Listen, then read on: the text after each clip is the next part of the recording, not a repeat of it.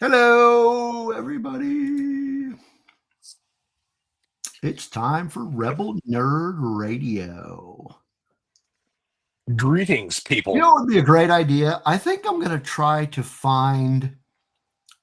download a video of Mon Mothma dancing and have her dance to that intro music. Dude, Drunken Mon Mothma is, that's next level to me. That was awesome. Which I'm sure we're going to get into. We're going to get into that part, people. We will. We'll get into that. But yeah, Drunken Mon Mothma, I'm here for it. Yeah. So welcome to Rebel Nerd Radio. I am part of your host team, Steve, and with me again for the first time in several weeks is JD. So tonight, I'm here. Yeah, tonight we are going to be covering the first 3 episodes of Andor Season 2. And it will be fun. It will be epic. It will be good times. And then when we're done, you guys can go watch the next 3 episodes. Yes! I probably won't watch them tonight because I'm still suffering from jet lag. Oh, I'm sure I'll watch it. Mm-hmm. I might catch like the first episode and then I'll watch like the other 2 tomorrow. How many times have you watched it? Twice. Okay. Yeah. Well, not that I'm trying to rub anything in, Steve. I really am not. So don't take it the wrong way. But I watched the first episode twice, once at Celebration, then I watched it again. Nope. I'm not trying to be rude. I'm not trying to rub it in. I'm not trying to be a jerk. I really am not. I'm not playing the dick card. I'm really not. I'm just saying. I got you.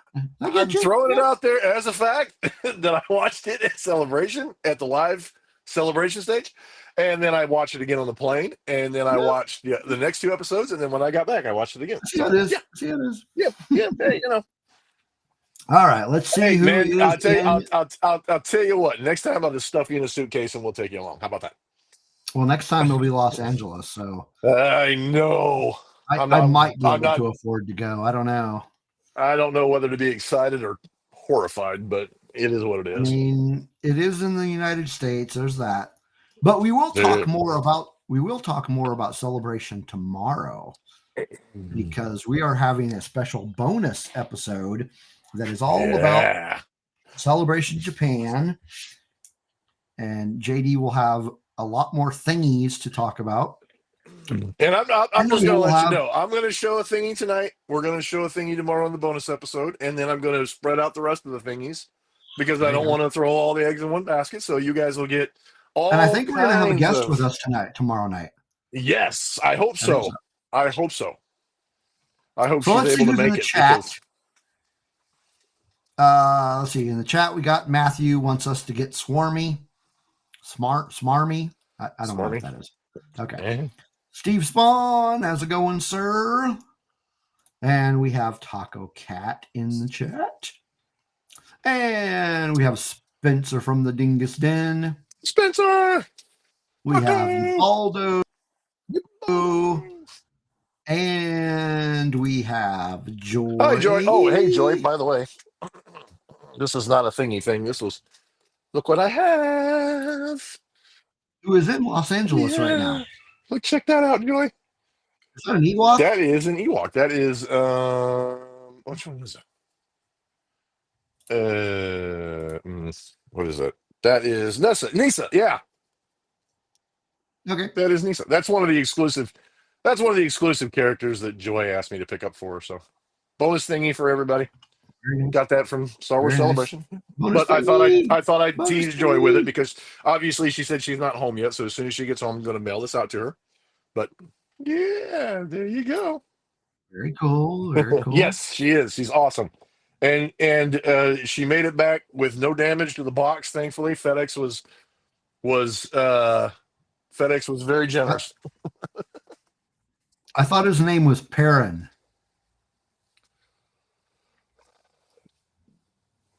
I'm pretty sure his name is Perrin.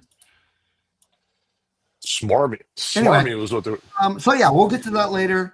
we will be talking about Andor, but we've got some other stuff coming up. We are not going to be doing Rebel Nerd News. We're gonna hold. We're not going to do that one again for a while. I think we decided we're not going to do. I think we decided on we're just going to do that for Star Wars news, and it'll have to be pretty exciting Star Wars news if it happens. So,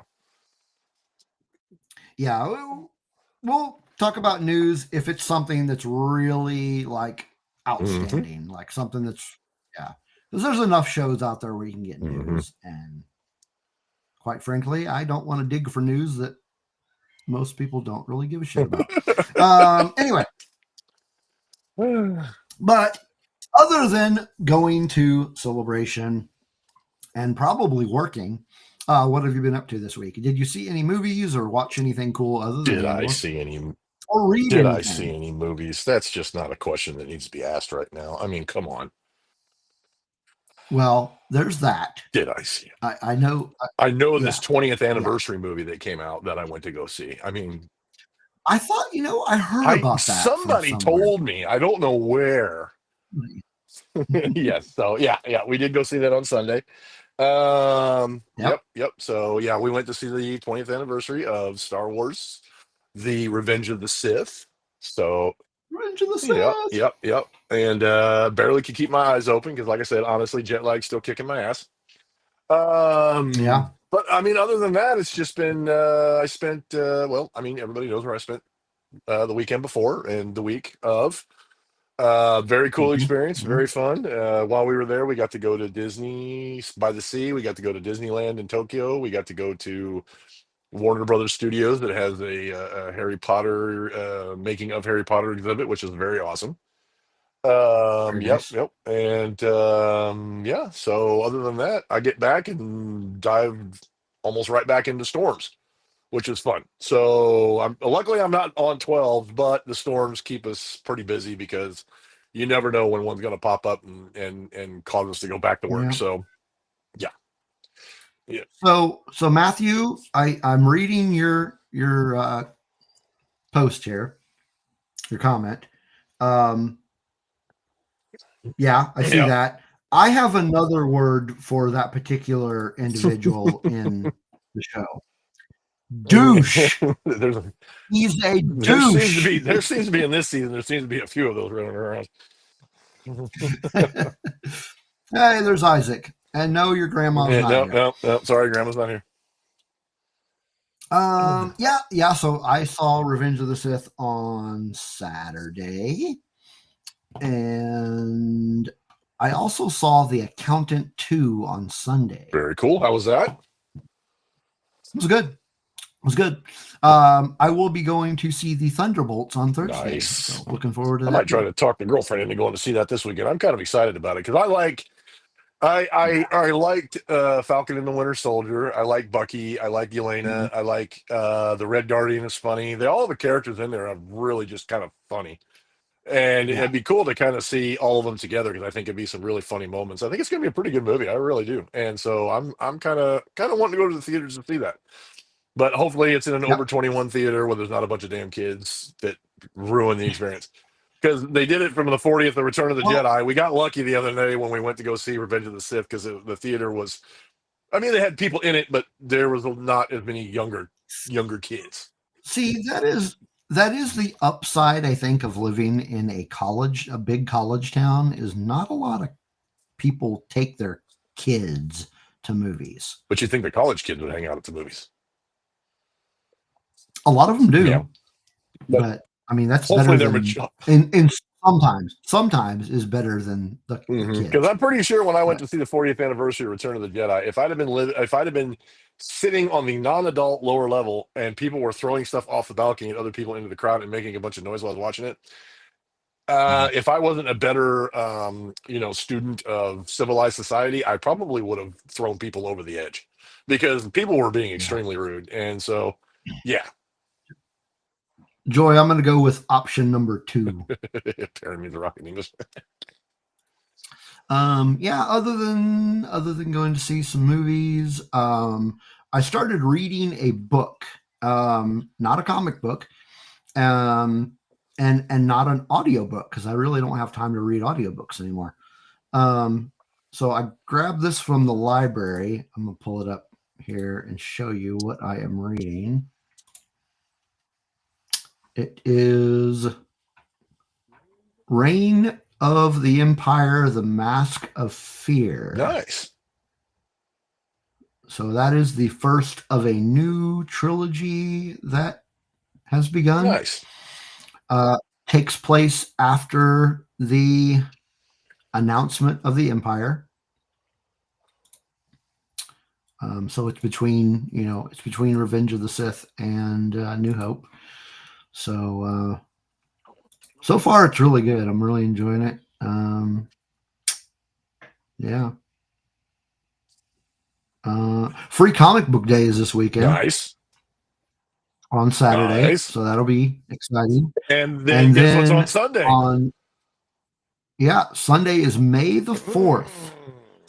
And Spencer and I will be, we're not sure what time we'll be doing it, but we will be doing an episode, a Star Wars themed episode of the Comic Den. Nice. So you guys might have to wait till Tuesday to get our May the 4th. But as far as I'm concerned, see, I used to think of it as 3 days because it was always May the 4th be with you, Revenge of the 5th, and Return of the 6th. So I always thought it was 3 days. But now I'm completely 100% convinced that the month of May should just be Star Wars month. May the Force be with you. May the Force be with you. Let's start. Let's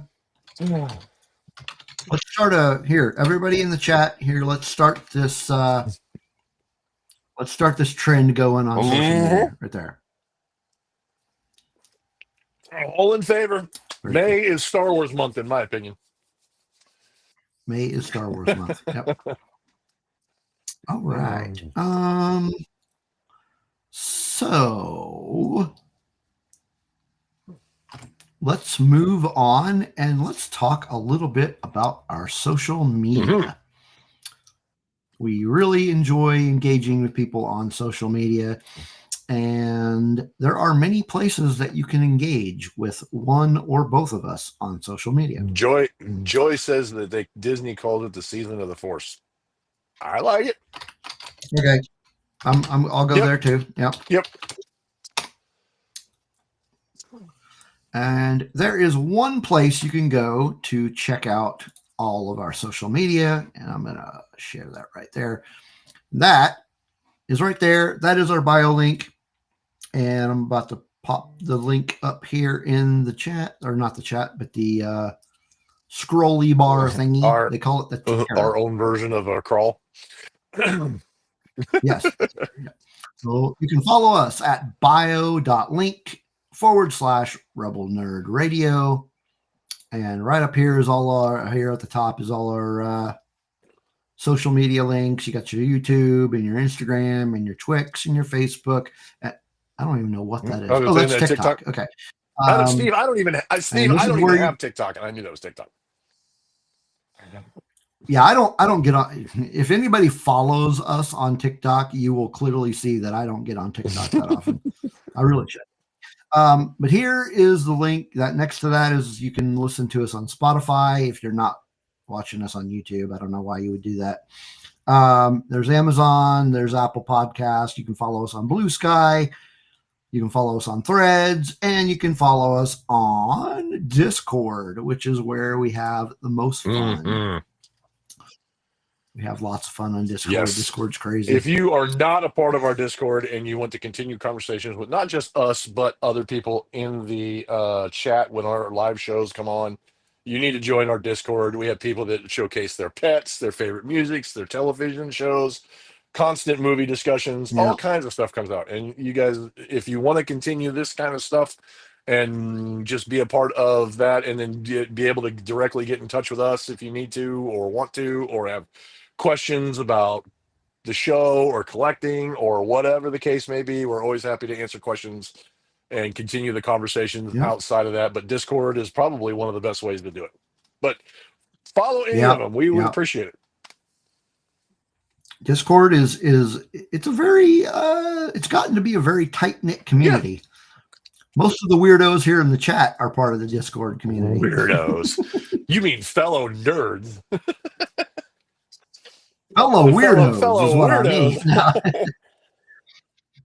But yeah, we've got a link to the most recent episode on YouTube, which will be updated when we're done here tonight. You can check out our merch. Let's go ahead and click on that and show you. I do happen to like it, the way you got the website set up. Oh, man. It's very professional looking. The flipping. Okay, I got to stop sharing. Then I got to share because I clicked on another link and now it won't share. Okay, so there we go. Can we see it now? Yeah, I see. Okay. So this is. I got to update that. And I got to update that. But this is our merchandise site, and here's all our current designs. Speaking of which, a lot of the stickers that you guys see there, and I need to get with Matt because I need more. But a lot of the hey Tina, a lot of the stickers that you see up there, or one of the stickers that you see up there, I actually was able to give away at Star Wars Celebration, and I mistakenly took only, and this is, well, I'll get into more of it tomorrow, but I took 100 of each of the sticker, me and my girlfriend's personal sticker, and then the show sticker, and we ran out. So, like I said, I'll go in. Maybe more people will start. I hope so. But yeah, like I said, we'll get to that tomorrow. Please tune in tomorrow for our bonus episode about Star Wars Celebration recap and a special guest. But yeah, we'll talk more about that tomorrow. But yeah, here's some of our new ones. This is the God dang it. Oh, there we go. Okay. It actually, I hate this site.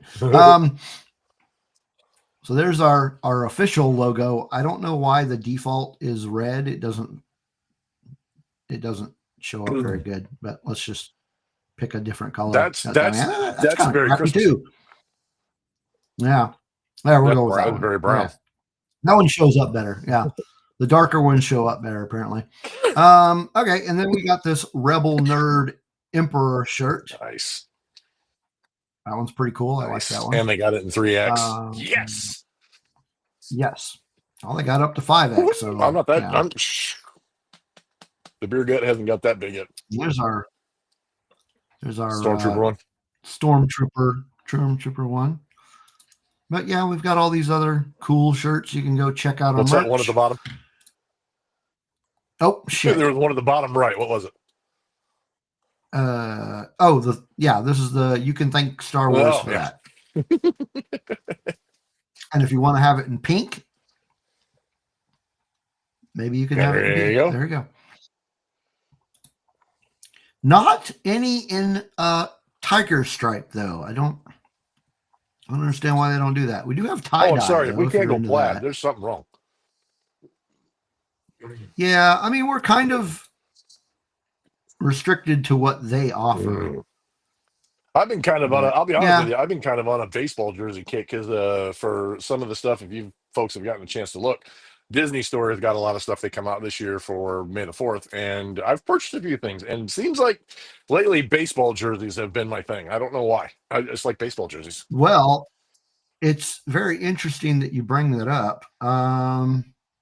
Where's it at? Oh my, are you telling me that this one doesn't offer? Okay, let me find the one that actually offers a baseball jersey. I know there is one. Seriously? Oh, this is kind of odd. Why? Let's go back. Brian wants to see the thingies. Actually, Brian, your t-shirt's right back here.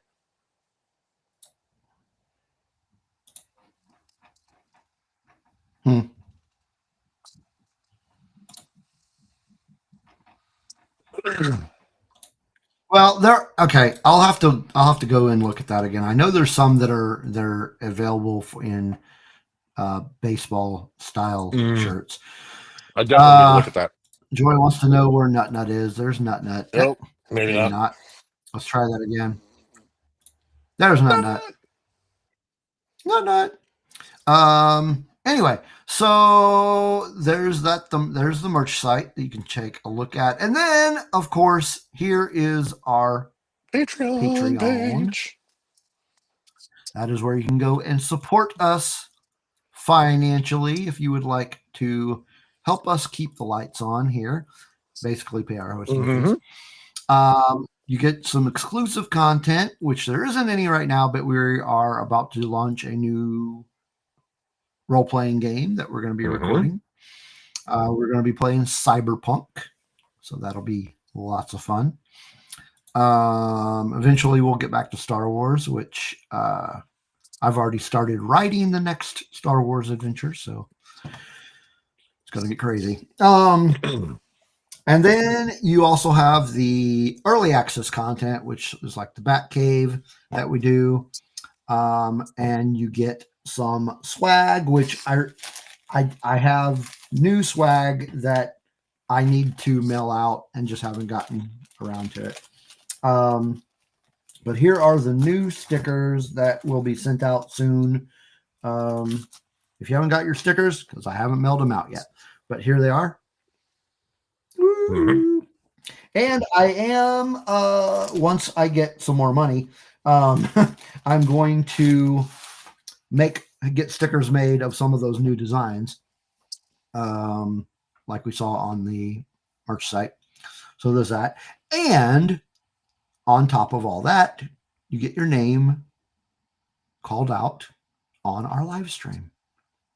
So without further ado, let's talk about our patrons and wish them a very heartfelt thank you. So thank you to all our patrons. We have Dave Brown, Steve Spawn, Justin Hensley, Kelly and Chris Olson, Charlie Kirby, Matthew, who's in the chat with us, Taco Cat, Brennan, Chantel, and our newest patron, who is in the chat with us right now, Brian. Thank you very much, everybody, and thank you, Brian, for a special thank you to Brian because of his joining the patrons. We now make enough to pay our hosting fees. Thank you, people. Thank you, Brian. Thank you, everybody. We now are able to cover the. We are now able to cover the bills. Thank you. We are now able to cover our bills. That's right. So that's awesome.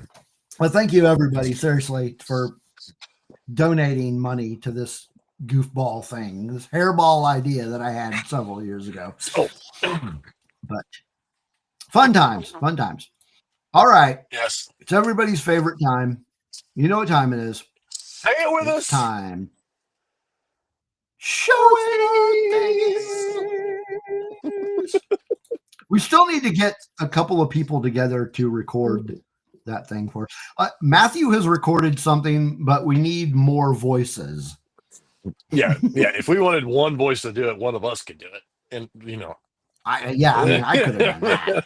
I need a bunch not to of say voices. we couldn't do it with you, Matthew, but we like to get. You know what we need to do. You know what we need to do. Okay. You know what we need to do is we need to do an after stream Patreon only, and we need to get all the Patreons on that we can, and then all of us say, "Show us your thingies," all at the same time. Let's do that after this tonight. That after this tonight. Let's do it. I'm in. I'm in. And then and then if I need to, I can take the MP3 of everybody saying, "Show us your thingies," and I can put it in. I've got some recording software, and I can double it or triple it. Oh God, it'd be like a whole chorus of people. Yeah. So there you go, people. We're having an impromptu Patreon meetup after the show. And we're all going to make an MP3 of all of us saying, "Show your thingies." And you're all going to be, and our wonderful Patreons will be a part of it, if you wish. Completely up to you. Thingy overload. Thingy overload, yes, 100%. All right, well, let's show some thingies. Go ahead, buddy. I got a couple things. I just, real quick, this is not really that exciting, but I got this Saturday. Nice. The souvenir cup. I thought about the popcorn bucket, but then when they told me how much the popcorn bucket was, literally this is what happened. I went in and I was like, because I had already bought the popcorn, And we went in and saw the movie and came out of the movie, and I saw somebody that had the tub, and I'm like, I didn't see any of the tubs. I thought they were out of them. So I went up and I'm like, okay, do you still have the Star Wars popcorn tubs? And they're like, oh yeah, we have some left. And I'm like, thinking, it would have been nice to display them. And I'm like, okay, well, how much are they? And when she said it, I was like, wait a minute. Excuse me, say that again? Because I did not believe them when they told me how much it was. They wanted $42 for that. At least the popcorn was free, right? Well, you bought the tub, and then they would have put the popcorn. Right, but you didn't. But if you paid $42 for one of those things, you get popcorn with it. Yeah. Ooh. That's an expensive bucket of popcorn. That is a very, very expensive bucket that most people don't even freaking eat. I mean, this thing was $10. But no, Brian, it wasn't the asthmatic popcorn bucket. It was basically this, but a popcorn bucket. Isn't it like aluminum, but the relief is it's raised or whatever? Yeah. Okay. Yeah. I mean, but as far as the design, it's just this. It's just this. Take my arm. So, I mean, I really can't talk a lot of crap, because if you knew how much money I paid for all the collectibles and the money that I spent to go to Japan. No, I get you. It's just I can't really talk a whole lot of crap. I don't have $42 to spend on a popcorn bucket. We'll talk more about that. So my other thing that I wanted to show is not Star Wars related.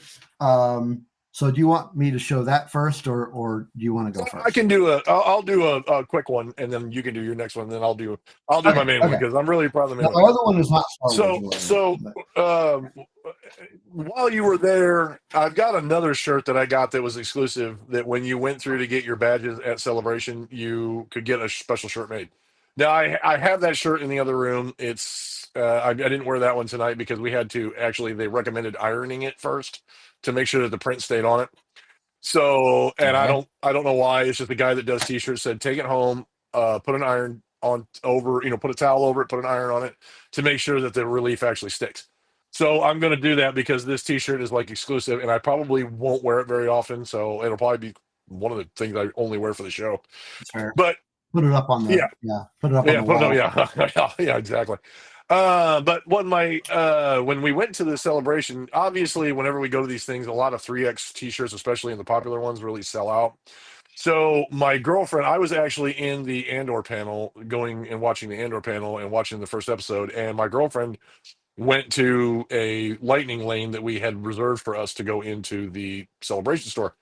And since they didn't have the 3X and the t-shirts that I wanted, because they had a really cool black and purple baseball jersey in 3 that I wanted, but they were out of 3X, unfortunately. So she actually, my real quick one is this one here. She had this one screen printed and made while we were there. It's all in Japanese. It's got the Jedi symbol on it and says different thing. I think it says Jedi across the top, and then it says something about Star Wars Celebration on it. I haven't read it, but yeah, that's one of the custom printed t-shirts that she had made while we were there, and it's in 3X, which fits me. So yeah, so there you go. Very nice. I'm wearing my thingy. I have my thingy on me. I have my thingy, and I have another thingy as soon as Steve's done. So my thingy is another. Last month I started a subscription to the Batman graphic novel, and I got my next set. Nice. This one came with 2, so I got 0 Year Part 2, and I got Grant Morrison's Batman and Son. Nice. But that's not all. Ooh. It also came with my first free gift that I have not yet opened, but I've got some prints. Oh, very special art prints. So there's one there. Oh, very nice. And well, if I can get them apart. Oh, yeah, very nice. Very nice prints. That's just Batman porn right there. Yeah. Very nice. You were talking about that earlier in the Yep. Not what you think. It's not that kind of conversation. Just chill out. It was a joke. Yeah. But yeah, that's my thing. It's my thing. No, that's what your shirt says. That's what your shirt says, what? JD. It says, show me your thingy. There you go. It's just in Japanese. There you go. I don't speak Japanese. I picked up some words. Oh my gosh. What? New t-shirt design idea. What? Show me your thingy in Japanese? Just show me your thingy. Show me your thingy. Oh God. Put the logo somewhere on there, and then you just have. I was going to say there probably ought to be some context to that, because people are going to go, show me your thingy. What the hell? And they're not going to get that. I mean, no, that's a conversation starter. Yeah. Rebel Nerd Radio presents Show Me Your Thingy. And yeah, that might, I mean, it could work. It could work. Rebel Nerd Radio presents Show Me Your Thingy. I don't know if it's the conversation you want to start, but it will start a conversation. It'll definitely start something. It'll start either getting your butt kicked or it'll start a conversation. I'm not sure which. Nah. So we were thingy. Show me your Okay, thingy. so my last thing is see, I agree. Sometimes Spencer. you just got to whip it out. Sometimes, yeah, as long as you don't go to jail, you'll be fine. Do it. Do it. Do it now. Do it. Do it. You know you want to do it. Anyway. Sorry, it's my horrible Arnold. Yeah. So moving on. Whilst I was there, this is one of two photo ops or like selfies that I got while I was there, and I wanted to show it tonight on my main chat because I absolutely adore and love this picture. And this is one of the, and this is kind of a weird story behind this picture, so I'll kind of explain it a little bit. So I'll give you guys the story tonight, and then I'll elaborate more when we get into tomorrow's discussion for our bonus episode about Star Wars Celebration. But I paid for this, but unfortunately I did not show my email correctly, so it got lost, so I almost wasn't able to take this picture. And like I said, I'll elaborate more because there's more to the story, so tune in tomorrow for more of the story. But this picture almost didn't happen, but I wanted to show you guys this picture on the main chat. I hope you guys like this because I absolutely adore this picture. This is, I call it the two Ahsokas, because it is a picture of myself and my girlfriend. Oh, and man. Ashley Eckstein and Rosario Dawson. And the cool part is, the best part of it is I got hugs from Rosario Dawson. Very nice. The Ahsoka picture. I call it the two Ahsokas. But yes, that was our photo op at Celebration that I got. I absolutely love this picture. I think it turned out great. Was that the only photo op you did? No, we did another one. I'll display that one later. I did one. I bought or show one it for tomorrow. Or show it. Yeah, I can show it tomorrow for sure. Yeah. The other one I'm very happy with too, and the one that we do tomorrow is more for my girlfriend, but I can show it tomorrow because there's something else that goes along with it, and there's a little bit of a story on that one too. And I like stuff like this that has a little bit of a tale and a story to it, because it means even more. But both of them were extremely nice. They were both sweethearts. And I can't tell you how it was an awesome experience altogether, because we walked in, they complimented us on our outfits. They were extremely nice. I actually got a chance to say hello to Rosario and just a tidbit of a conversation, and she gave me a big old hug, and I told her how much I enjoyed both of them as being Lady Tano and Ahsoka. And they were both just so happy, and they said how much they appreciated the fans that love them and appreciate what they do. And that's how I got the hug. And like I said, both of them were extremely nice. They were just great people, and it was such a great experience. And like I said, this is probably one of my of all the collectibles that I got that I paid for. I'm glad this happened, and I'm just this is just a great experience. But I'll tell you guys more about it tomorrow. There's actually more to the story of the picture and what happened. But like I said, tune in tomorrow to Wednesday's episode, bonus episode, and there will be more. There will be more to the story. So tune in to find out what else happened when it came to that particular picture and the other photo op that we got. Yeah. Yeah, there's another photo op. There's another. Well, actually, there's talk, and I encourage everybody to tune into that one because the individual that we got a selfie and an autograph with, and the picture. How do I say it? It's without spoiling it. The individual, I was very fortunate to be able to have a conversation with this person and to tell them some things that have been on my mind as far as like some of the toxicity that goes on with the fandom. And I was able to actually have a conversation with this individual, and it was very cool. This individual was very receptive, very had a very open conversation about it, and it was a lot of fun. And yeah, not going to go into any further. You're going to have to tune in tomorrow to find out to find out more of that story. Tune in tomorrow, folks. Yep. So same time, 6 o'clock. 6 o'clock. Yep. It won't be like a full 2-hour episode. It'll just be. Yep. And we're just going to stick to Star Wars Celebration. We're not going to do a regular stuff. It's just going to be basically a Star Wars Celebration shenanigans episode. Star Wars Celebration jibber jabber. Jibber jabber. Speaking of 2 hours, we are going to make an effort to cut down the time of the episode just a tad. Hence another reason why we're not doing the news anymore. But we'll see how it goes. We did have a vote, and people some people did like the fact that we were on for 2 hours. Some people liked it, maybe thought it should be a little bit shorter. So we're just going to try to cut it down a little bit, maybe make it so that people engaged, and we keep people up topic, and we don't have to wait. Yeah. They don't have to wait so long for us to get to the main topic. So that's what we're trying to do. Yeah. But we will bring you news that we find out. Odds are you probably already know about it, but it'll be our take on it, our opinions on it. So, yeah. Yep. Good stuff. All right. So that's it for our thingy segment. Yep. And you get a double dose of thingies from both of us, and tomorrow you'll get bonus thingies. That's right. All right. It's time to talk some Andor. About drunken Mothma. Drunken Mothma. Mothma. Which we will get. I can't say that 3 times real fast. Just starting off.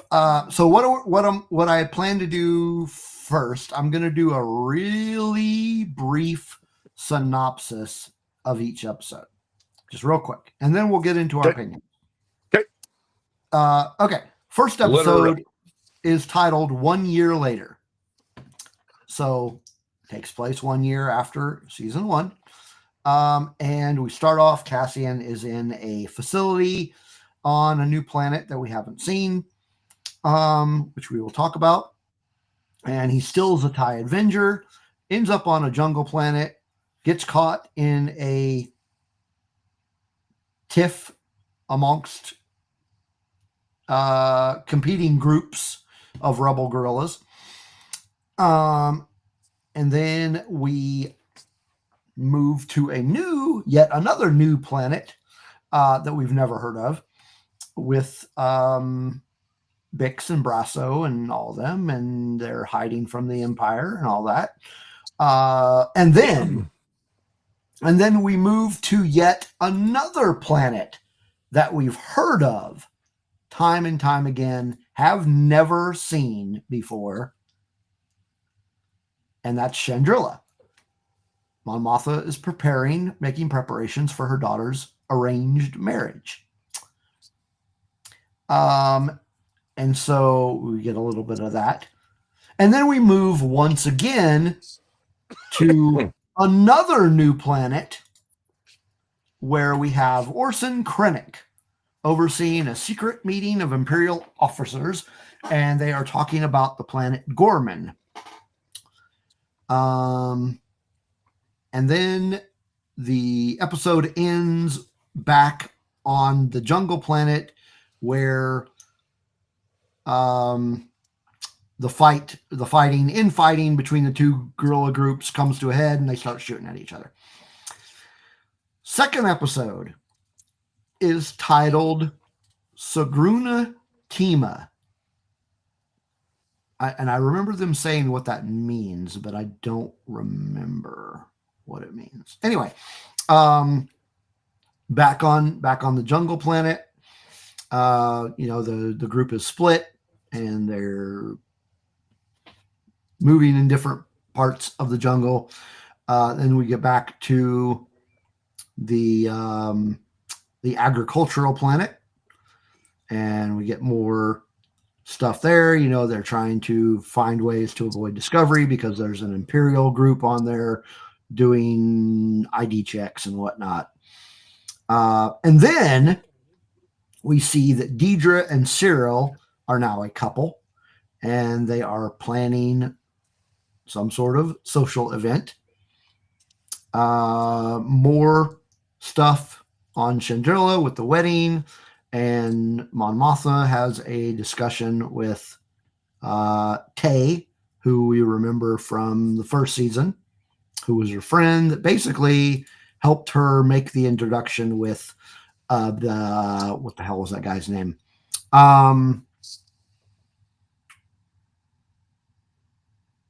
Crap. Okay, I don't remember his name. Damn it. The dude who's their daughter is marrying his son. I can't remember. I can't remember his name. Skolden. I know he was Skolden. That's what it is, Skolden. Yeah. So Tay was the one that introduced her to Skolden, and Tay's got some he's got some investment problems, and it's getting kind of crazy. And then we end it with Cassian. All the stuff is going on in the jungle planet, and he escapes the captors. Gets the TIE Avenger back that he stole, and he flies away. And that is when we get this awesome little, where'd it go? God damn it. Stand by. Son of a bitch. If there wasn't technical difficulties on this show, you people wouldn't know what to do. Yeah. Okay. So we get this awesome thing, and we realize he was on Yavin 4 all along, which we'll get to this later, but I got a little bit more excited than I should have. Tina, you might be right. We'll get to that. Episode 3 was called Harvest, and Cassian makes contact with Luthen's right-hand woman, and she mentions something about the planet that his friends are on, which is called Mina Rao, and she mentions that there's a blockade there, and he's like, oh shit, so he heads that way. We get more on Chandrila. The wedding happens, and this is the episode where we get the awesome dance sequence, because Tay is leaving. Mon Mothma said she's going to talk to him on Coruscant next week, but Perrin's like, yeah, that's not good enough for me. So he leaves the wedding and is escorted away by Cinta, who we saw in season 1. Back on the agricultural planet. Back on the agricultural planet, a Imperial lieutenant does something with Bix that has the Star Wars social media community up in arms that we will talk about. Brasso ends up getting killed by a stormtrooper. But Cassian arrives in the TIE and kills all the Imperials and flees away with his friends. And yeah, so it ends with the drunken Mon Mothma dancing around. That's great. That's great, Matthew. We need to We need to get that one. We need to get that one viral. On Ray. I like Tina's. I like Tina's comment too. That droid DJ. Yeah. I need that in my life. Yeah, I need that. And the music was like kick ass too. I was like, hell yeah, dude. All right. Well, yeah. I mean, yeah, Matthew. That's basically what it was. She's like, yeah, Tay's a goner. He's not. I think that was, which is, I don't know. We'll get into that. We will get into that. We'll get into that. So, what I want to do next, we're going to share our opinions and thoughts about the 3 episodes, but I kind of want to get the elephant in the room out of the way. Okay, go for it. Was it necessary? No. Did it make me dislike the episode? No. It showed me, and I think you guys know what I'm talking about. It showed me that it's not just the Emperor and the Moffs and Darth Vader in the Empire that are crappy people. It is the lower level managers as well. They are shitty people. So, yeah. What are your thoughts, chat? What you know what I'm talking about? What was your thought? We're not gonna come out and say what happened, but everybody knows if you watch the episode, you understand, and you probably understand the controversy and know what we're talking about. We're just looking on. I mean, I think we're just looking for people. If you've been on social media, you know that there is. And we're not going to mention. We're not going to mention other podcasts or live people. We're not going to do all that, or because we don't. Obviously, if you know us, we don't do that here. I mean, yeah. Like I said, I don't think it was necessary, but I think they could have got their point across without going that extreme. Sure. I think they could have.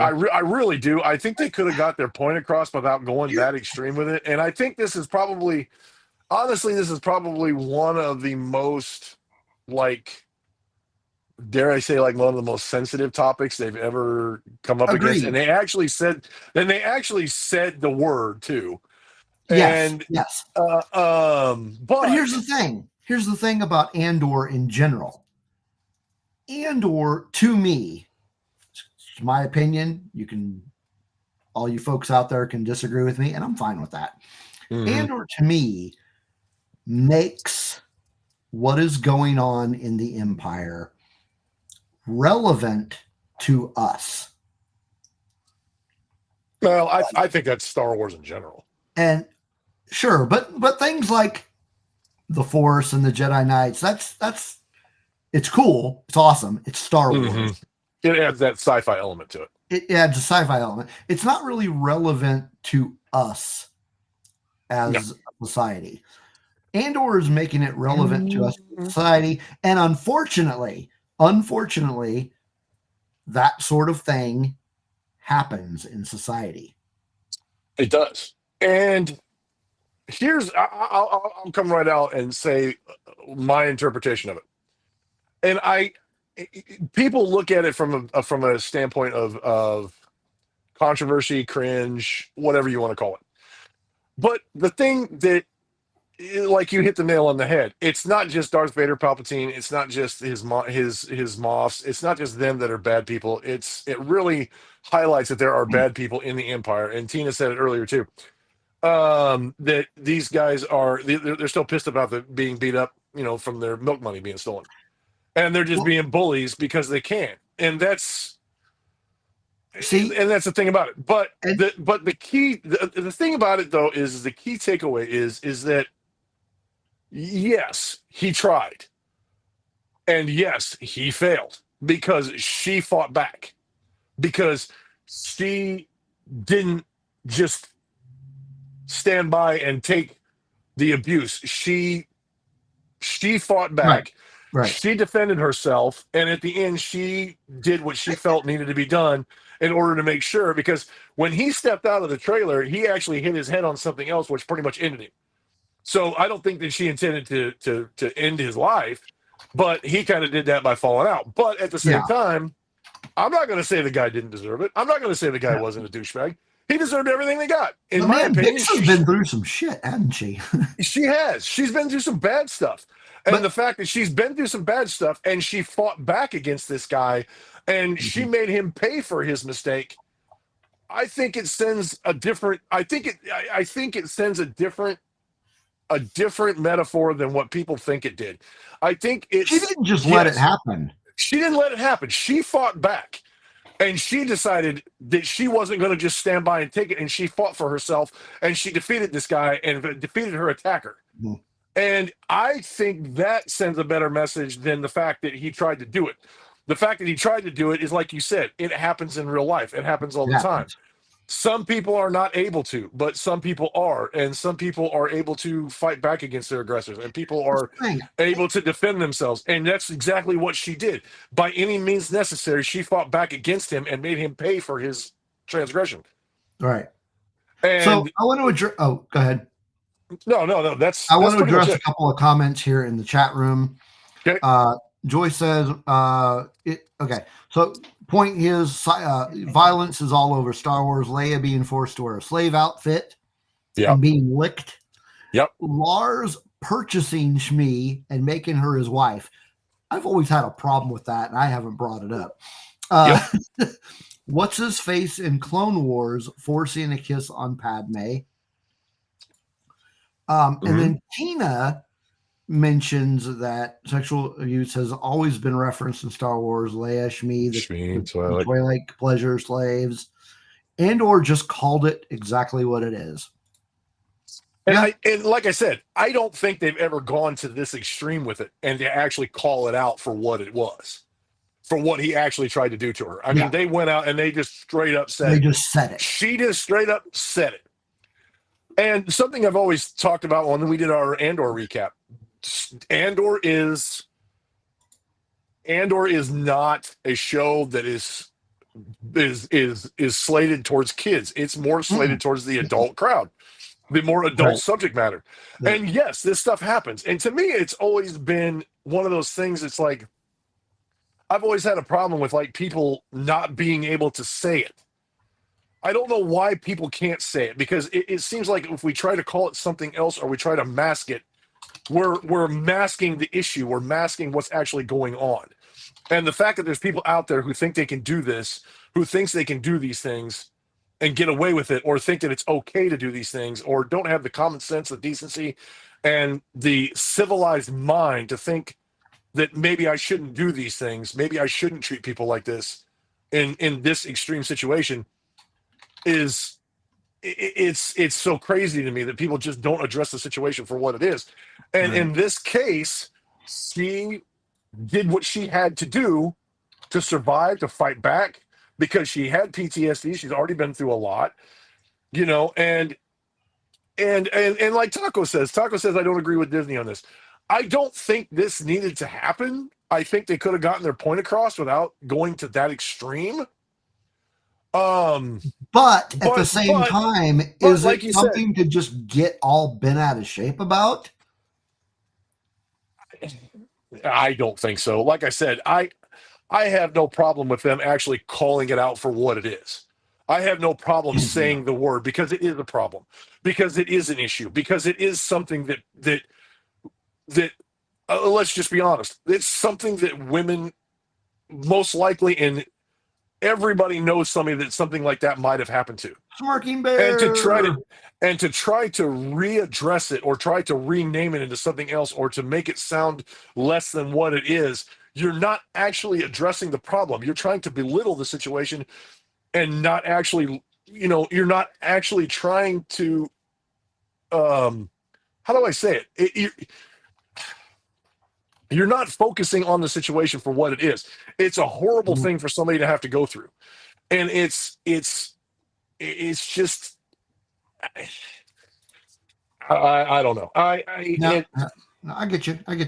Yeah. It happens to real people. I have friends that it's happened to. And I used to be a police officer, and I've worked cases where it's happened to people. Yeah, in Andor, I'm not shocked that it happened in Andor. I'm Andor really is not. grown up Star Wars. There's no other way to 100%, describe it. 100%. And and like I said, there's a good chance that people, especially our listeners, people that we know somebody who's been through this problem, who's been through this situation. And for those of us who wish we could change it, who wish we could take away that experience from them, who we could, we wish we could protect them from that experience. We wish that we could change that. We wish that we could change the mentality of certain individuals in society who think that that's okay to do. Um, it hits home for those people. And to me, like you said earlier, like the Jedi and the Force and all this kind of stuff. And you said that's like the sci-fi aspect, but I still think even that's grounded in reality. So to me, Star Wars in a lot of places is grounded in reality through much of the content, through much of the stories. Yeah. And Andor being a more adult version of it, this is just something that people deal with. It's something that happens. And in the end, I take the lesson as is that she fought back. She was strong enough that she was able to fight back and stop her aggressor. She was able to do what she needed to do, irregardless of the consequences, knowing that he was Empire, knowing that something might happen to her because she fought back, but she was willing to take that risk to protect herself. Yeah. Okay. So yeah, I just wanted to get that out of the way. I didn't want to spend too much time on it, but it just, like I said, elephant in the room. Yeah. And I mean, just throwing it out there. Okay. And I'm gonna address one more part of that. Is new to the chat room, I think. Hey, Miles, welcome. How's it going? One other thing that I want to address on that part is that this is something that I talked about. This is something that I talked about at Celebration. This is something I've talked about with fans in different aspects, from Celebration to online to in airplanes to cafes to everything. Nobody has the right to tell you about your Star Wars experience and what it means to you. Sure. Yeah. And just because one person who happens to have a lot of followers has an opinion about Star Wars, that doesn't have to be your opinion. That doesn't have to be how you feel about Star Wars. You have the right to say about it what you want. You have the right to like what you want. You have the right to discuss it and interpret it how you feel. And by the same token, you don't have to agree with us. We openly encourage discussion. That's why we have a Discord. That's why we have social media. That's why we have discussions. We are just on a platform talking about it, discussing it, because we like talking about it. Obviously, we're fans and we like talking about it, and we'll discuss anything about it. So we encourage open discussion in our chat. We encourage it in open Discord.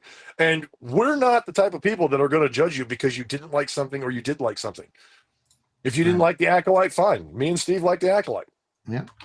I will judge you for a completely different other reason. We'll judge you for other things. We'll judge you for your choice of pets or something like that, but we're not going to judge you for what you did or did not like about Star Wars. As long as you're civilized about it and you're nice, we're completely fine. Yeah. Yeah. Okay, so that's it on that. Actually, I did want to mention something that I forgot to mention earlier. This has nothing to do with Andor, but it is coming up. Don't forget that obviously you all know that Sunday is May the 4th. I got to throw this out there real quick. Miles put in the chat. He says, okay, go ahead. We know that Sunday is May the 4th, but something very cool happens on May the 4th. We are getting a new animated series, Star Wars Tales of the Underworld. Mm-hmm. I meant to mention that earlier, but forgot to. Yeah, and I just remembered it. Okay, Miles, welcome. First of all, I want to say welcome. But the problem here is that the first 3 episodes of Andor has been out for a week, and we are not a spoiler-free podcast. They're going to be spoilers. And we usually give it a week, though. We wait, we let everything cook for a week, and then we'll talk about it. So if you get spoilers tonight and you're not happy with that, I do apologize, but we are not spoiler free. So just so you're aware. So your question, there was a scene that included some sexual abuse. Yes. And I wanted to get it out of the way because we've got a lot more positive things to say about the show. Mm-hmm. And the only reason we bring it up is because there's been some quote unquote controversy, and we're just addressing it. We're getting it out of the way now. Getting it out of the way because now, okay. So just overview, general thoughts. What were your thoughts on the first arc? The first 3 episodes? Yeah. What were your general thoughts? What do you think of it?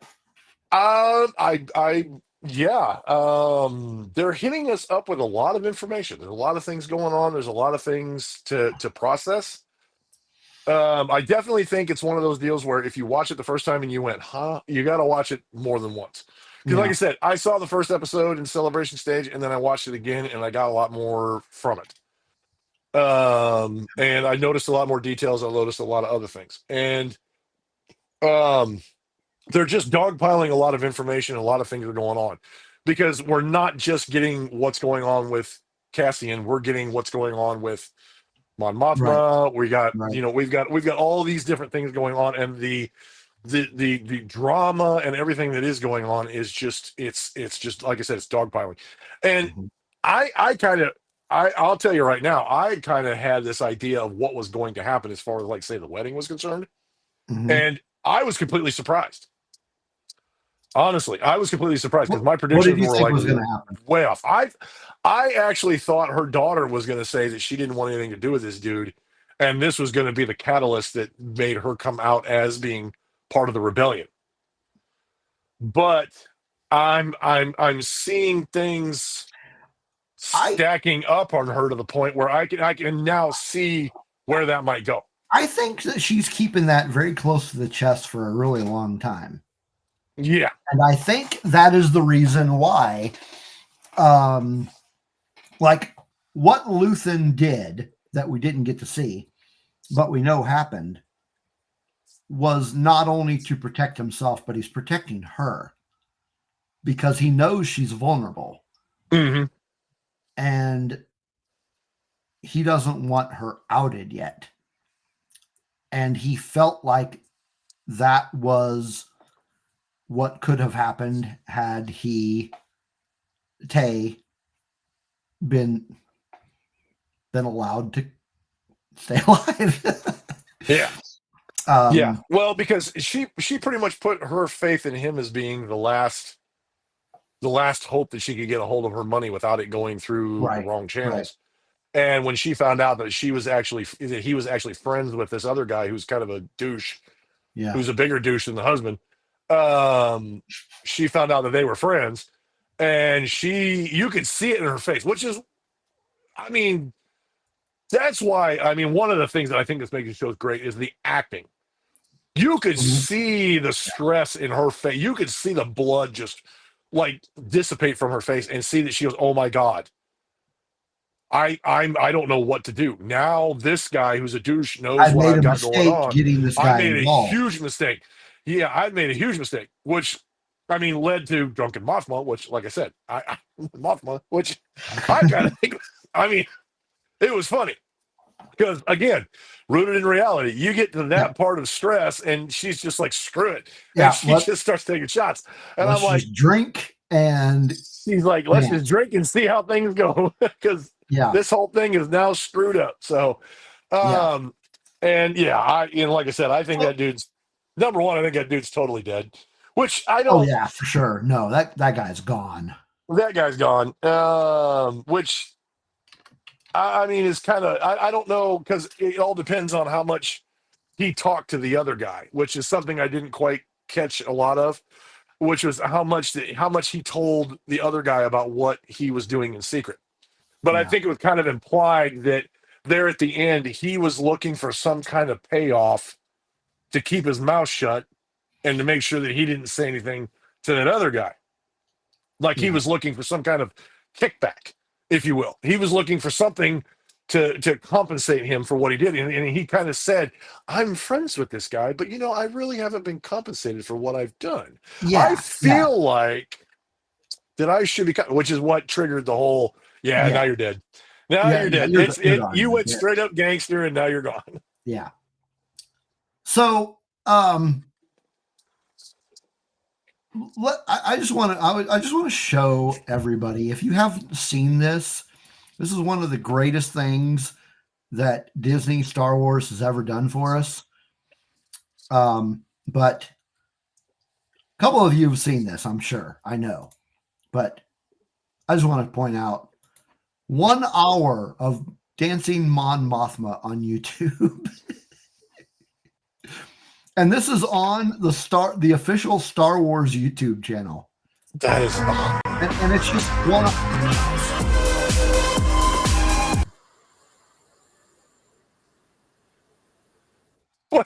What's crazy about that is that like we talked when we did our Andor like revisit episode. We always talked about how almost stoic she was, and how her emotion wasn't there, and she was very calculated, and she was very. And then the next thing you know, in this episode, like 3 episodes in after we said that, she's drunk, she's dancing at a rave. I'm like, hell yeah, dude. I'm like, this is great. How do you not get excited about this? How can you not go, that is freaking awesome? Because I want to see where it goes from here.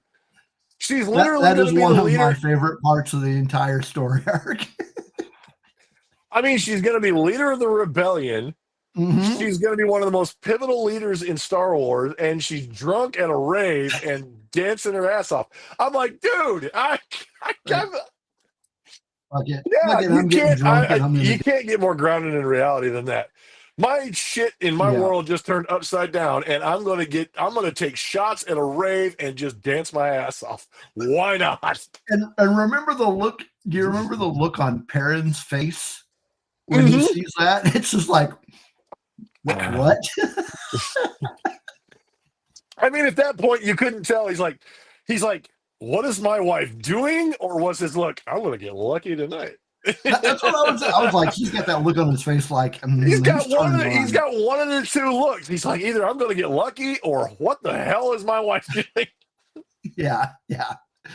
Oh, man. But I mean, honestly, I mean, let's be real here. Let's ground this in reality again. If you've ever been to a wedding, how many times have you seen like the mother of the bride just pissed drunk? Just obliterated. How many times? I mean, by the end of the night, there's people that just pass out drunk. I mean, come on. It's grounded in reality. I mean, let's be real. Did you ever think that when you originally saw Mon Mothma in Return of the Jedi doing this dramatic many Bothans died to bring us this information, this diplomat, this high. Did I ever think I'd see her drunk at a rave? Did I ever think I'd see her drunk at a rave? Did you ever think you were going to see this? So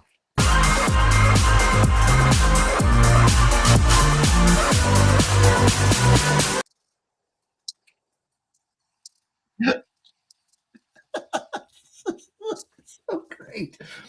Okay. We all love Mon Mothma. It's great. She's the best character. She was the best. No, like I said, I think we've seen the culmination of 2 of the 3 stories when Cassian showed up with the TIE Avenger and he rescued them.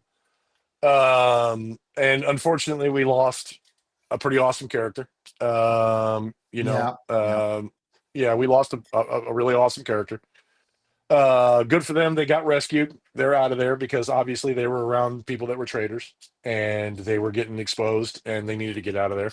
So Cassian showed up just in time. That's great. And I mean, in epic fashion, he showed up with a experimental TIE fighter and saved them all, which is freaking cool.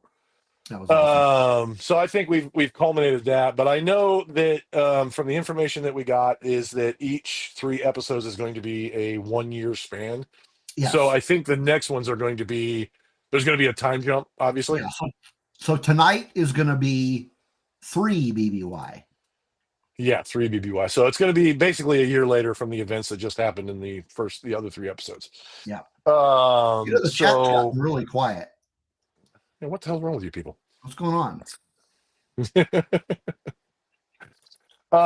We got all serious for a while, but we did get all serious for a while. But now we're back. We're back to talk about the cool keep stuff. keep that image of dancing Mon Mothma in your head and go with it. Yeah, we're talking about fun stuff now. Yeah, we're talking about fun stuff now.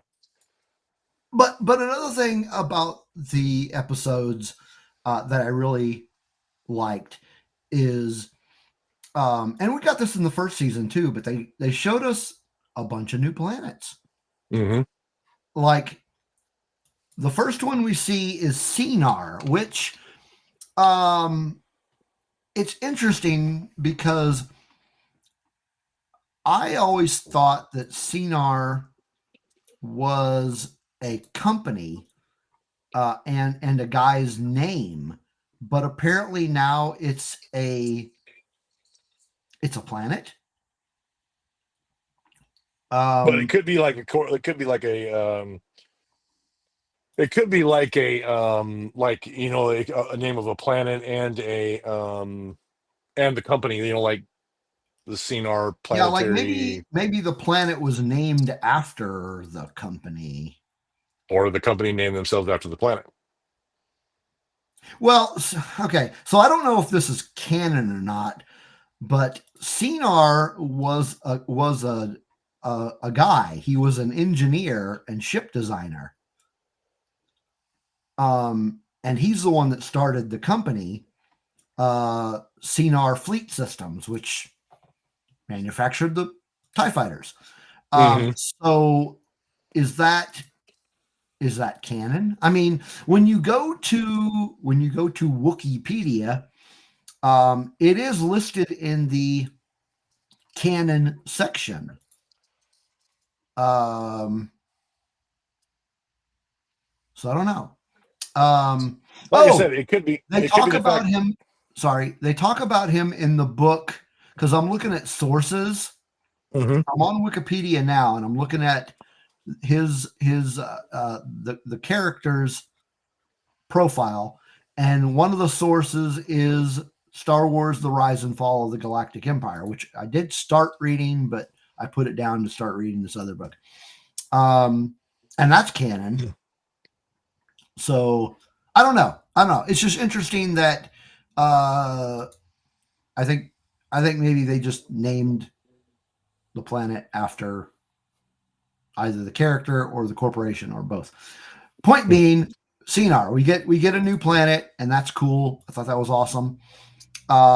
We get to see a whole other side of Yavin 4 that we've never seen before. Or basically just like one little section. Yeah, and that was awesome. And then we get that planet that Bix and Brasso and all of them are on, which is called I just mentioned it earlier. Was nobody else paying attention either? Oh God, what was the name of that? Aren't they on the same planet that they were on? They just went to the no. They're on Mina Rao was the name of it. Okay. And so that was I guess in my head I thought they were still on the same planet they were on. Oh no, they weren't on Ferrix anymore. Okay, I thought they were still on Ferrix. No. They left Ferrix at the end of season 1. Remember? Oh yeah. Yeah. So we get that, and then we get the planet that Orson Krennic is holding his meeting on, and I don't remember the name of the planet. Come on, chat. Let's get back. Okay, we got some more people talking in the chat now, finally.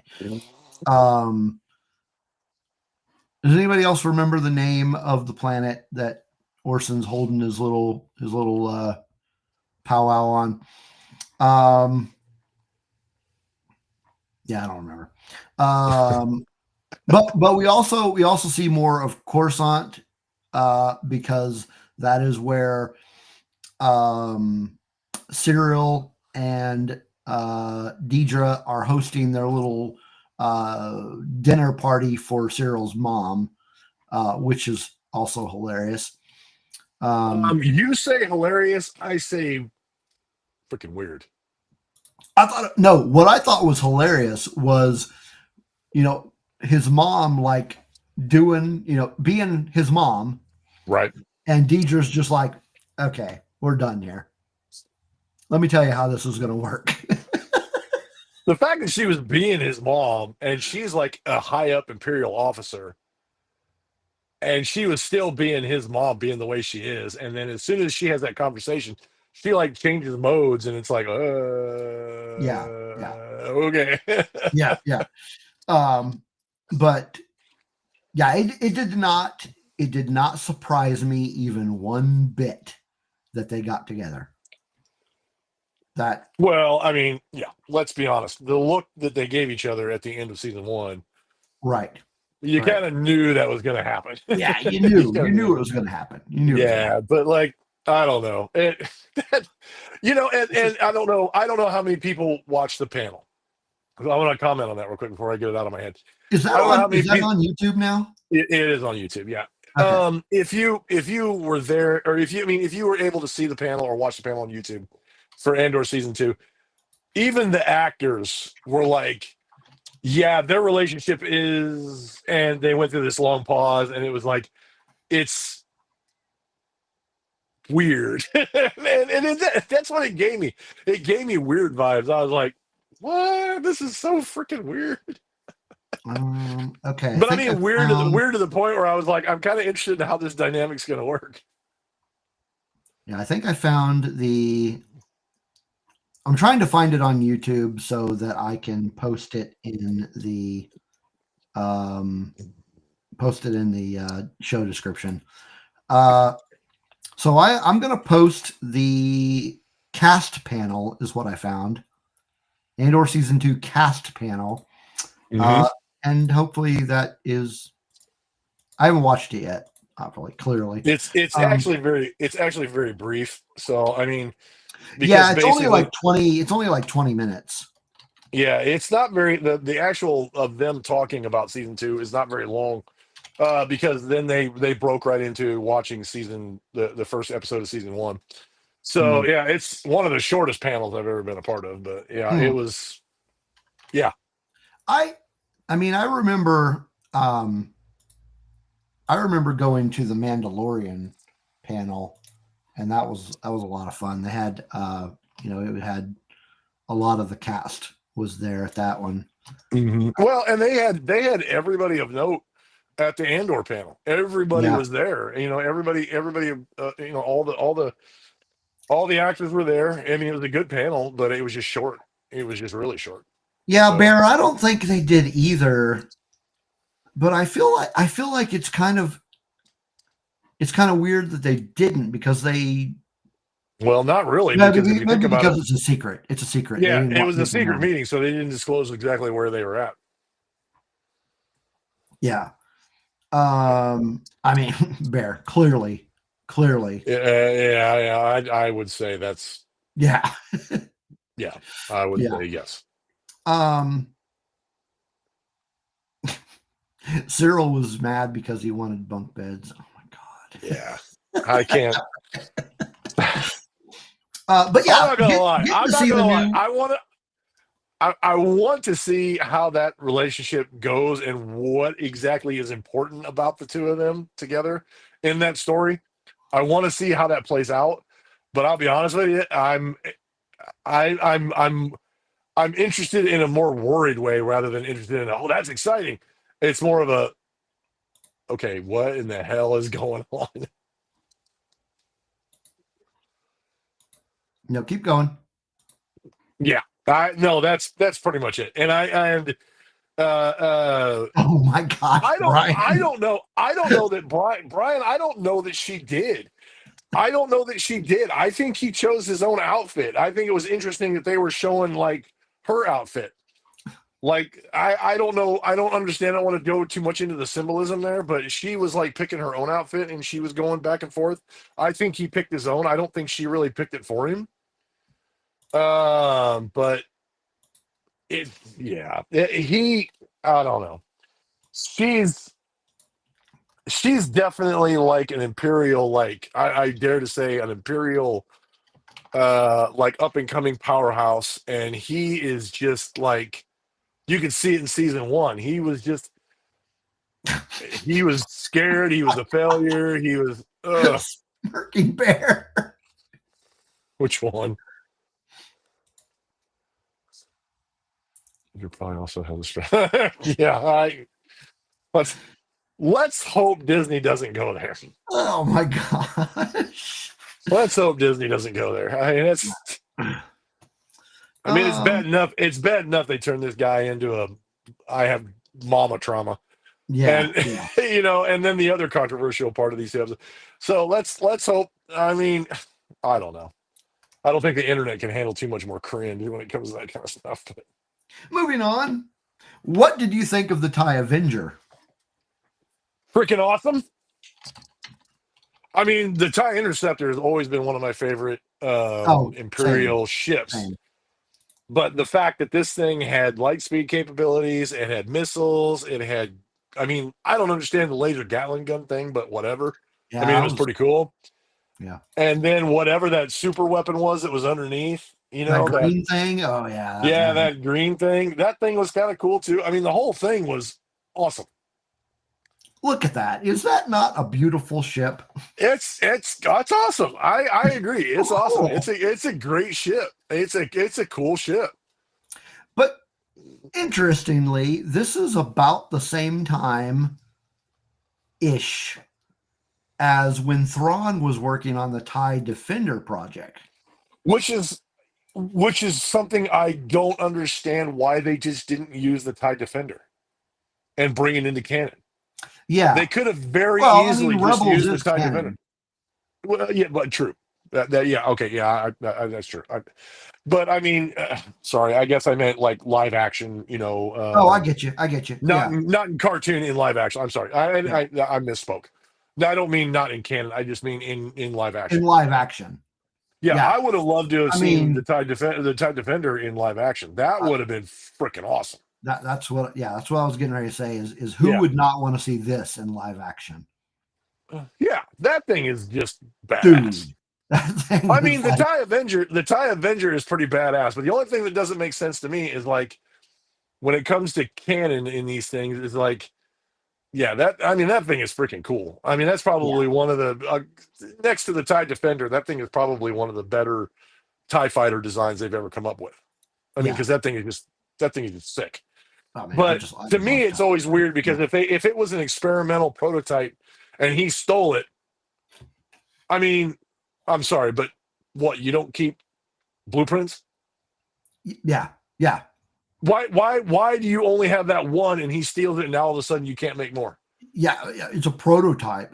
It's a prototype, but we don't keep blueprints because that would be dumb. See, here's the thing. Why would you write it down again? Here's the thing, though. Here's the thing about, and that leads you into the Empire as a whole. The Empire's that arrogant. They think nobody can steal this. Yeah. And while that is very short-sighted, it is the Empire. Yeah. Oh, Blue is in the chat. And the TIE Defender is one of the best TIE designs in canon, in my opinion. I agree. Yeah, I agree. It's pretty badass.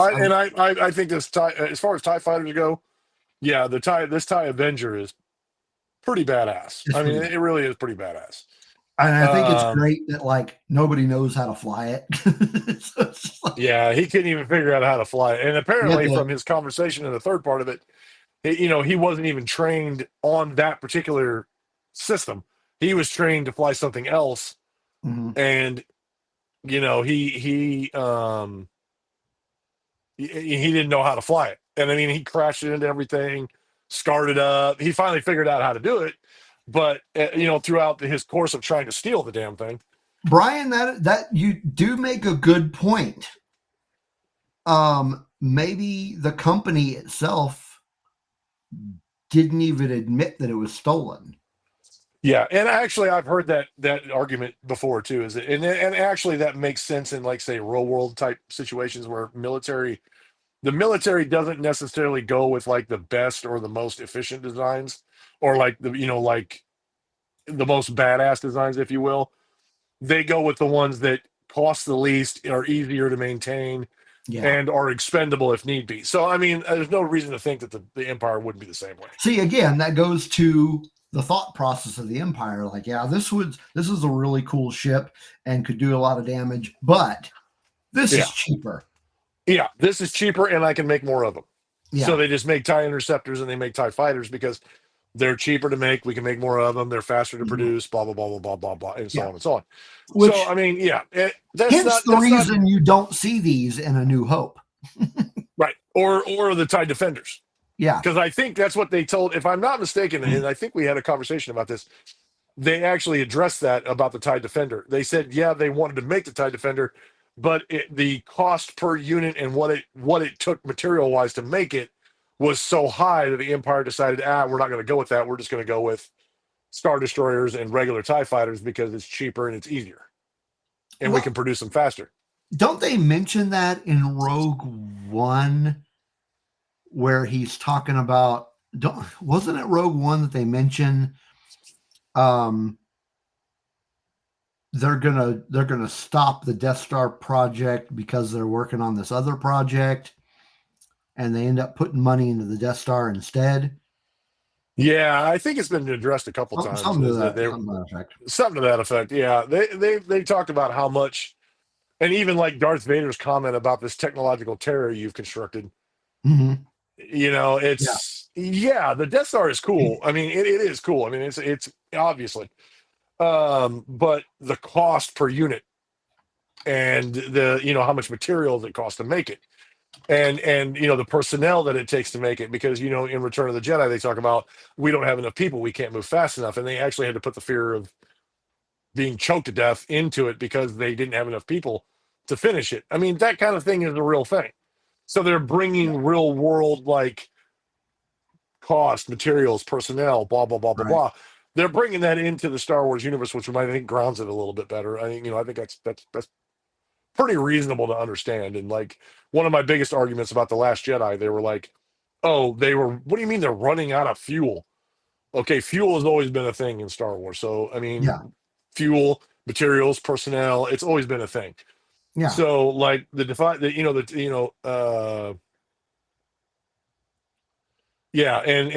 Smirking Bear talks about it here. And like the thing go ahead. Well, he's talking about like Defenders and Avengers had shields and hyperdrives. Exactly. I mean, that's the thing.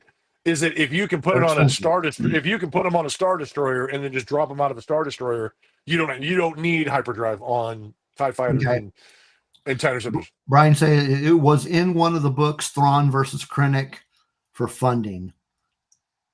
TIE Defender Project versus the Death Star. What book was that? Do you remember what book it was, Brian? Yeah, I know it's been addressed before. I'm pretty sure we even talked about it. I thought we talked about it on our Rebels recap episode. Maybe. Yeah. So, I mean, look at here. There are a lot of different types of TIE fighters. Mm-hmm. A lot of really cool. This Phantom, I kind of like that Phantom. That's pretty cool. I can't. Where's that one at? It's down. See, 4 rows down, 3 from the right. Oh yeah, which is kind of a single wing design of the TIE Defender. Yeah. You know what? Hunter, we should have an episode where we talk about TIE fighters. Yeah. Cool. We'll stack those up. It could be one after we're done with Andor. But then we got Andor, we've got Underworld, we've got Tales of the Underworld. Yeah. Yeah. Anyway, okay. Back to Andor. Thrawn. Brian says Thrawn treason. Oh, okay. Yeah. Did I read that? I think I did read that. I'm sure I read that. Do I have that book? I might have that book. Waffle the Death Trooper. What? Oh, you know what? That reminds me, completely unrelated to Andor. Oh man, let me see if I can find a picture of it. Where's Nut the squirrel? There's a squirrel moment. Okay, everybody drink. Everybody take a drink.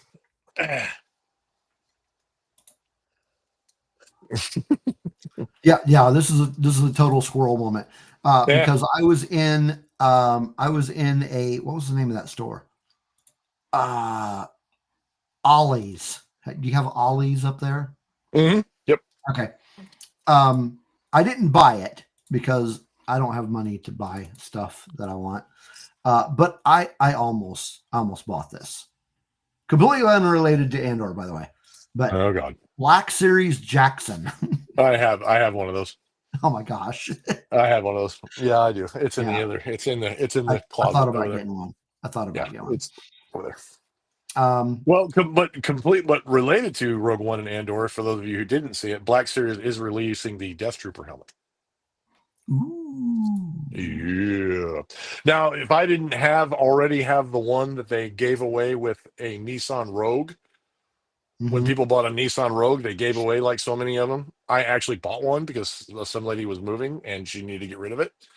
And I fortunately was able to get it for a good price. And so, yeah, I purchased one. So I probably will not be getting that helmet, but I have one. I think I've showed it on the show too. I think I actually showed that in one of our earlier shows, the actual helmet itself. So, yeah.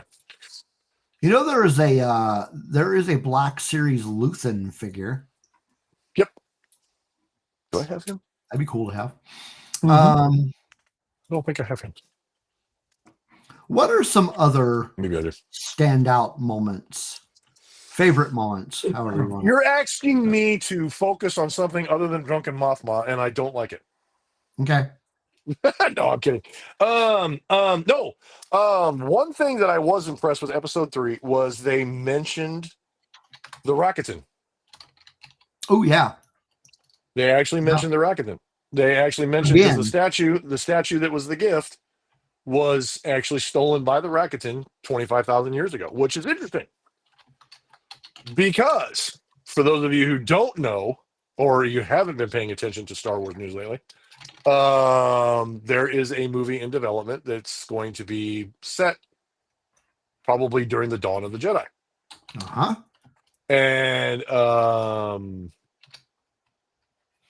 And so the fact that they mentioned that, and they kind of put that bug in that bean in people's head, saying, "Hey, pay attention. We've mentioned these people. Now you need to know who they are." And blah blah blah blah. So, yeah. Because that was kind of cool.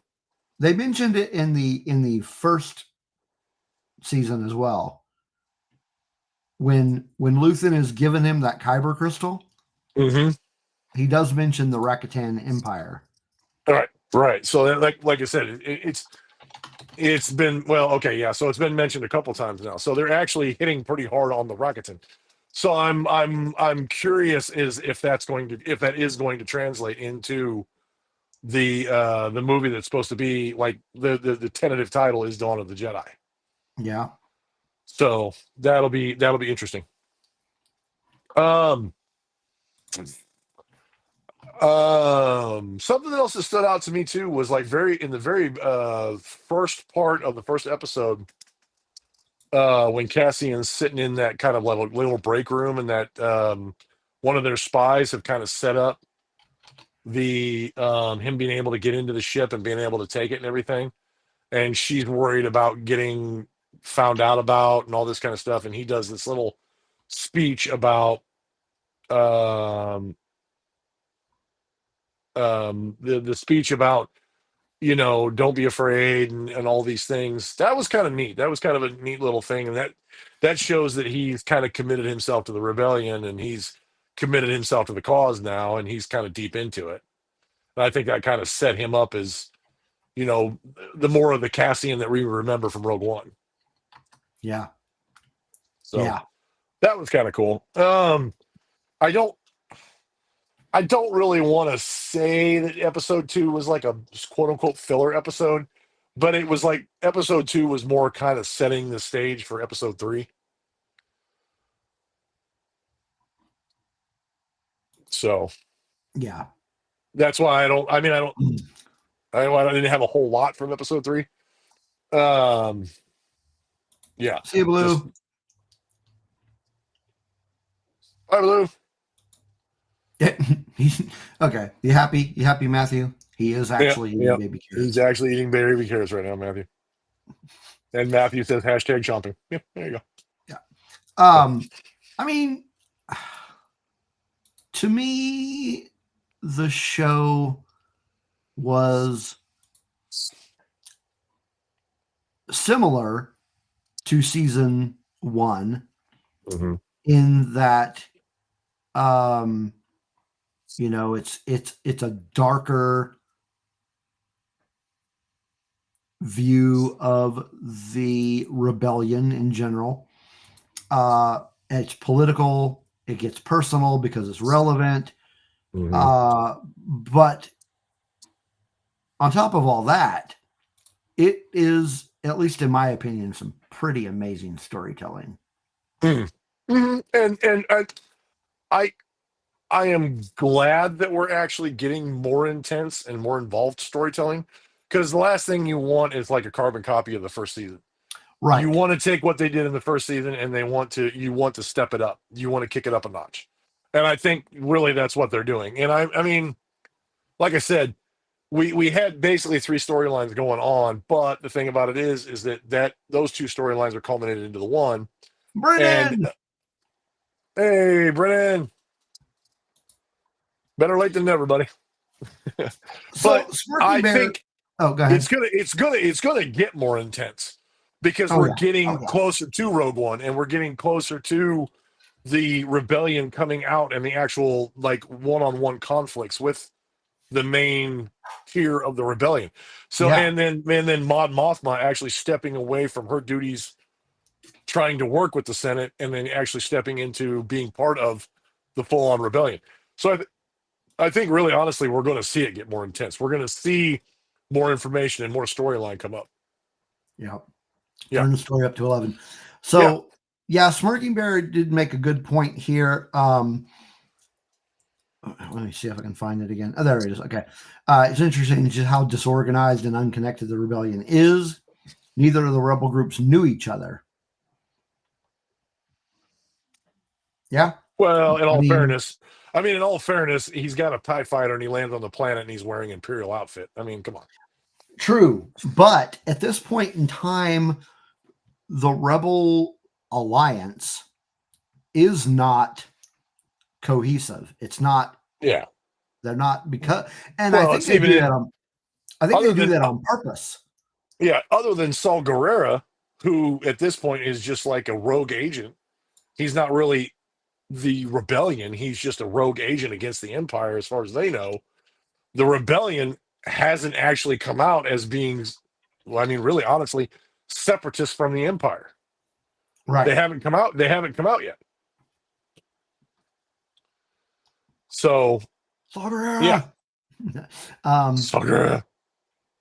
yeah. But yeah, a lot of that was done on purpose because they did not want one central point for the Empire to find and attack. Mm-hmm. Yeah. And it's easier to collect your forces. Yeah. Yeah. The Spectres on Lothal didn't realize there were other groups. Yeah. You had Phoenix Squadron that didn't really work very closely with the squadron that General Dadina was part of. Did I say his name right? Is that right? Dadina? Yeah, I think so. And then of course you had the breakaway groups like SAWS. But you had other breakaway groups that Saw Gerrera himself kind of slightly mentioned in season 1 of Andor. He was talking about the Neo Separatists and all of those. And but yeah, the groups were disconnected, I think, for a reason. Mm-hmm. But yeah,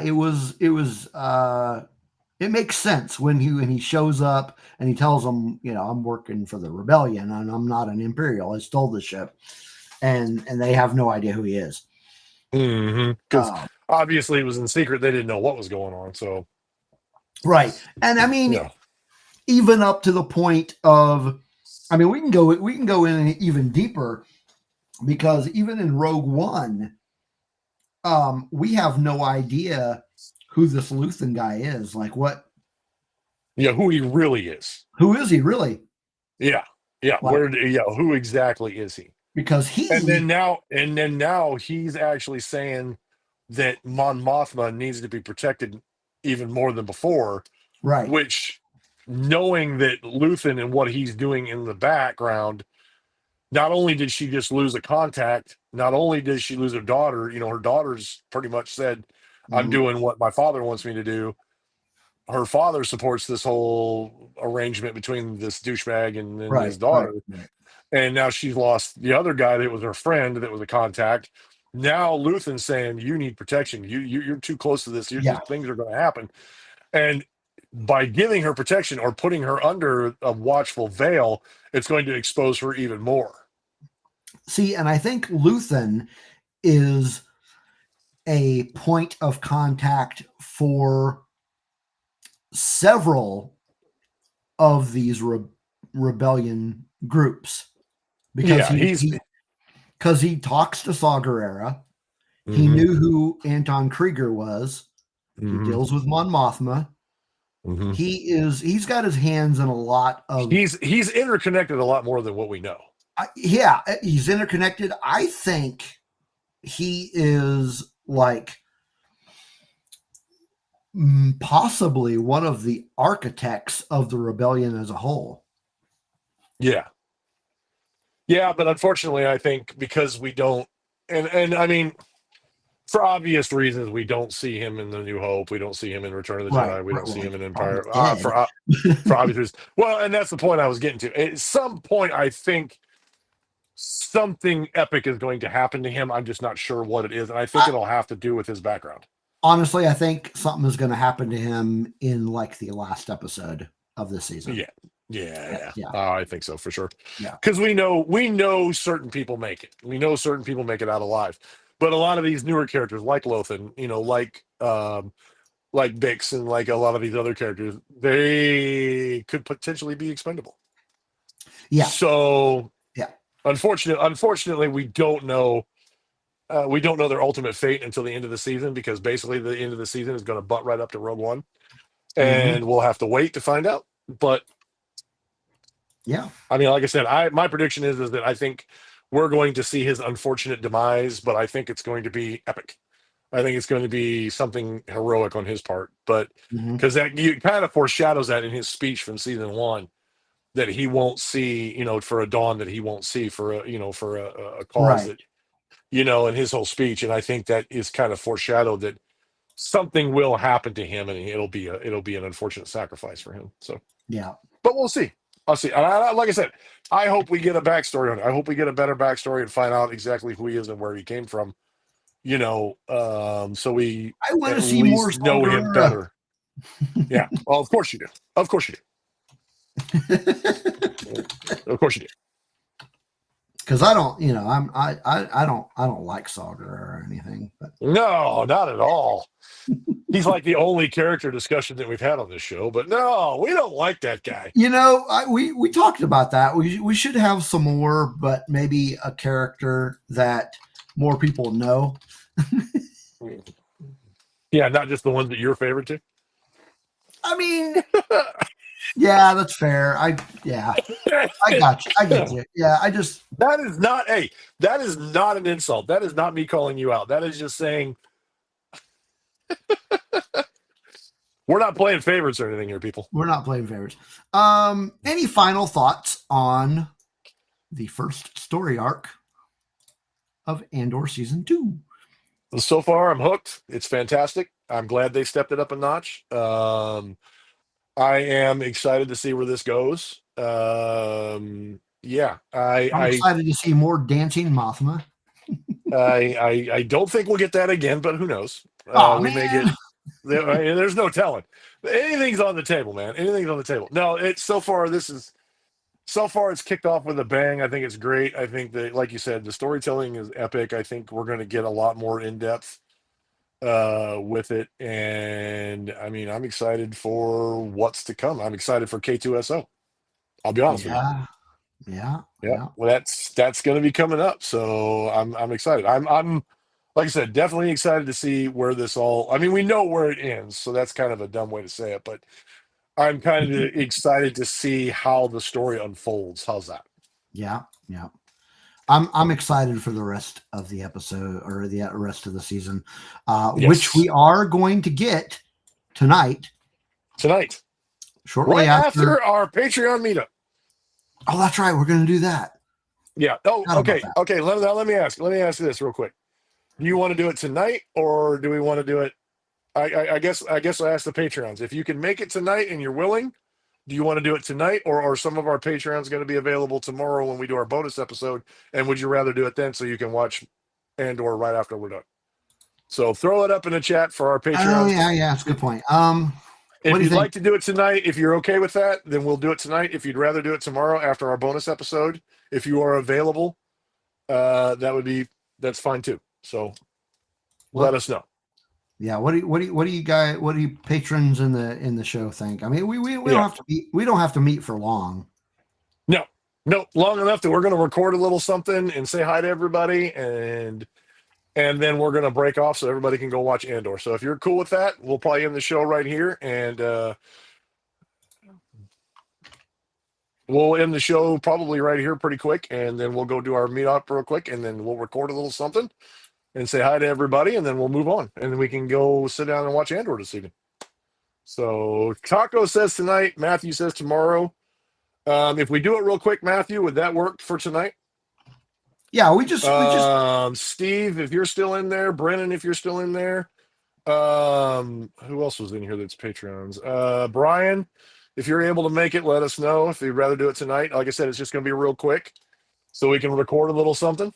And I promise the next Patreon meetup will be a lot longer, and we'll have a lot more we'll have a lot more conversations between us and the Patreon. So promise. Really? We promise. Okay. We want to do this more often because we like talking to you guys, and we love getting your feedback and having conversations after the show. So yeah. So Matt says it's whatever.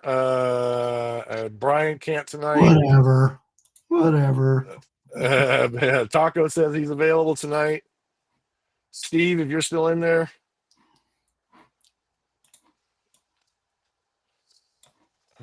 Maybe we can wait till tomorrow. I mean, Brian, if you're sitting in the parking lot outside of volleyball practice, at the very least, you can come in and do the audio. You're all right, buddy. Yeah. It's just going to be. Yeah, it's just going to be. It's just going to be a couple of minutes to record something. Yep, a couple of minutes to say hi, record something, and then we'll turn you guys loose. Yeah. And then we'll do a long. I promise we'll do a longer one later. Promise.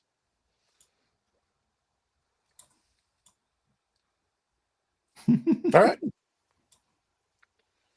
So what are we doing tonight? Okay. Sounds like everybody's good with tonight. Steve says tonight. Okay. So after we close shop here, I will send a link to the Patreon group on Discord. Let me find that private message. It's in here somewhere. There it is. Actually, I need to add somebody to it as well because Brian is not in it yet. Actually, I don't even know if Taco Cat still is in it. Okay, no, they are not. Okay, so I need to add them. So yeah, I'll throw a link. I just said that in the